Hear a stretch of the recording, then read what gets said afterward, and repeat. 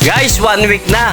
Kaya iwa-water change ko na itong cube tank ko dito. Then, panoorin nyo kung paano ang gagawin ko, kung paano ako mag-water change. Hi guys, ako si Jerry ng Jerry's Aquatics. Gumagawa ako ng mga video patungkol sa mga aquarium needs, aquarium hobbies, and peacekeeping. So kung gusto mo ng ganitong mga video, feel free to visit sa channel ko at pakicheck mo na lang yung mga nagawa ko ng video. Okay, ganito mga kapisda.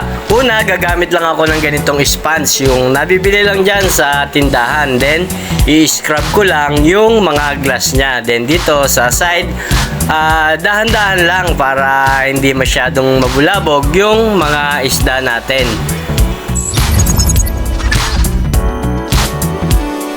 Then, ang next naman guys na gagawin ko ay isa-siphon ko na itong tubig. Babawasan ko na gamit itong pang siphon. So yan, meron din yan, mabibili kayo dito sa TikTok.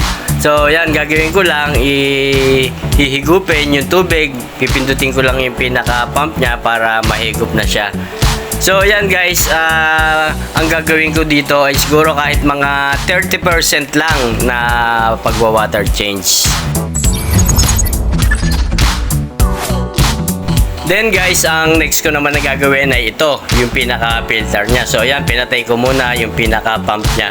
Ang gagawin ko dito, kukunin ko lang yung pinaka-foam. So ayan, meron ditong mga filter foam. Yan, ito lang yung kukunin ko. Then ito yung mga lava ring, iiwanan ko na muna yan. Hindi ko na muna sila lininisin.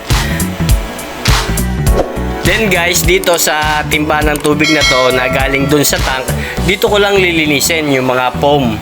So ayan, tandaan nyo guys, huwag nyo hugasan sa tap water kasi mamamatay yung mga beneficial bacteria. So ayan, kaya dito ko lang siya lilinisin or dito ko lang siya lalaban para yung mga goods or yung mga beneficial bacteria ay hindi mamatay. Then guys, after ko malinis, ito lalagyan ko na siya ng tubig. At ito, hindi to galing sa gripo hindi to tap water. Meron akong stock ng tubig dun sa ibaba at may gamit ako na yung submersible pump na A6000 kaya malakas siya. Basta guys, tandaan nyo lang, lalo na sa mga newbie, huwag na huwag kayong gagamit ng chlorinated or yung tubig na galing sa gripo. Kailangan i-stock nyo muna ng at least 1 week. Okay mga kapisda, yan, natatapos na tayong mag-water change. So guys, basta tandaan nyo lang at sanayin nyo na rin na every week or every Sunday mag-water change kayo ng at least 30 to 50%. Okay mga kapisda, hanggang dito na lang muna. At kung may mga comment kayo or tanong, i-comment nyo lang at sasagutin natin yan batay sa napag-aralan at na-experience ko na rin. At pakipollow na rin guys para ma-update ka sa susunod ko pang mga video. Happy peacekeeping!